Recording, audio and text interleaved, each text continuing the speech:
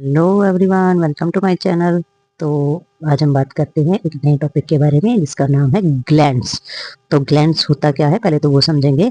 Glands are the group of epithelial cells. तो जो हमारा जो ग्लैंड्स होता है वो एपिथेलियल सेल्स का एक ग्रुप होता है। Produce specialized secretions. तो ये एक स्पेशल सिक्रेट करता है किसी चीज को।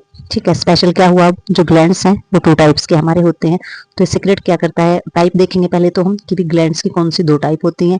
सबसे पहला होता है एक्सोक्राइन ग्लैंड्स और दूसरा होता है हमारा एंडोक्राइन ग्लैंड्स। तो जो एक्सोक्राइन जो ग्लैंड्स है, this type of glands pour their secretions on to the surface of the organs. तो ये जो ग्लैंड्स होता है ये अपना सेक्रेशंस कहाँ करता है, ये करता है किसी भी ऑर्गन के सरफेस पर, ऊपरी सतह पर। It may be the secret directly और थ्रू ए डक्ट्स। तो ये जो अपना सेक्रेशंस है वो डायरेक्ट भी कर सकता है और किसी नली के जरिए भी कर सकता है। These glands very in shape and size. और ये जो ग्लैंड्स होता है इसकी शेप और साइज अलग अलग हो सकती हैं। दूसरा है हमारा एंडोक्राइन ग्लैंड्स। तो एंडोक्राइन ग्लैंड्स से जो होता है हमारा, ये जो ग्लैंड्स होता है for their secretions into the blood and lymph.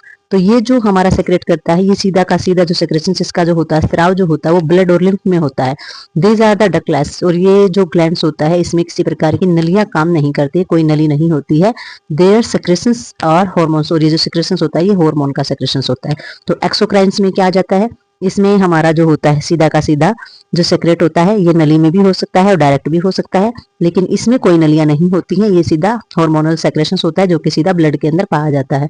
इसलिए दो टाइप के ग्लैंड्स जो है वो हमारी बॉडी के अंदर काम करते हैं। तो अब हम बात करते हैं quadrant region of the abdominal cavity. तो हमारी एब्डोमिनल कैविटी के अंदर कौन कौन से रीजन पाए जाते हैं उसके बारे में।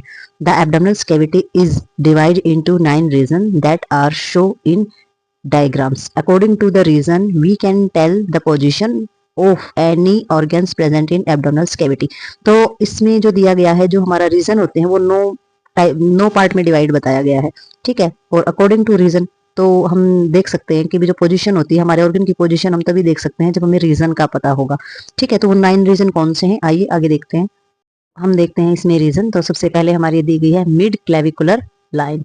ठीक है, तो ये क्लेविकुलर लाइन है। तो इसमें हम रीजन देखेंगे कि हमारे रीजन किस टाइप से हैं, जैसे 1 2 3 4 5 6 7 8 9। तो ये हमारे 9 रीजन है। तो हमारा पहला रीजन इन्होंने बताया है राइट हाइपोकॉन्ड्रिक रीजन।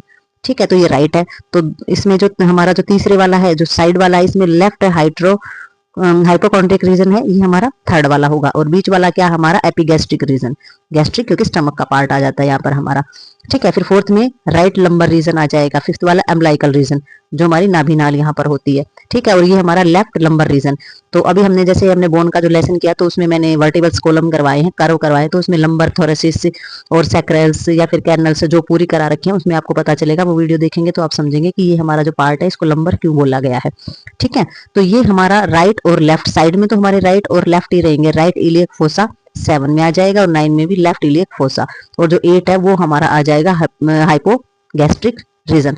तो इसमें हम देखेंगे कि जो हमारे जो साइडों के हैं वो तो राइट और लेफ्ट में आ जाएंगे, और जो बीच वाले वो हमारे एपिगैस्ट्रिक, एम्ब्लाइकल्स और हमारे हाइपोगैस्ट्रिक। तो इसमें 9 रीजन ये बहुत ही इजी है, इतना ज्यादा डिफिकल्ट नहीं है। अगर आप इसको समझ के याद करते तो बहुत ही जल्दी आपको ये लर्न हो जाएगा, लेकिन उससे पहले आपको समझना पड़ेगा राइट और लेफ्ट जो है वो एक ही नाम से हैं, लेकिन सिर्फ और सिर्फ उसमें राइट और लेफ्ट लगाया गया है। बीच वाले हमारे एपिगैस्ट्रिक क्योंकि ये हमारा स्टमक का हिस्सा है, एम्ब्लाइकल हमारा नाभि का हिस्सा आ जाता है, हाइपोगैस्ट्रिक रीजन जो है वो भी हमारा नीचे स्टमक का हिस्से का ही पार्ट आ जाता है। ठीक है, क्योंकि इंटेस्टाइन्स जो होती है वो पार्ट आ जाता है, एनएस वगैरह, और जो पास आउट का हिस्सा होता है वो आ जाता है। तो इसमें आपने बहुत इजीली समझ पाओगे कि जो हमारे रीजन होते हैं, 9 रीजन जो होते हैं एब्डोमिनल कैविटी के अंदर, जो अलग अलग पार्ट में पाए जाते हैं, अलग अलग क्वेश्चन मीन के बारे में आते हैं और प्रैक्टिकल में भी ये पूछा जाता है। तो आई होप आप ये अच्छे से समझ पाए हो कि भी हमारे हाइपोकॉन्ड्रिक रीजन कौन सा है या फिर लंबर रीजन कौन सा है, इलियक फोसा रीजन कौन सा है। तो इस एक एक नाम से ये जाने जाते हैं। तो आई होप आपको ये समझ आया हो। तो मिलते हैं किसी नेक्स्ट वीडियो में किसी नए टॉपिक के साथ। तब तक के लिए बाय।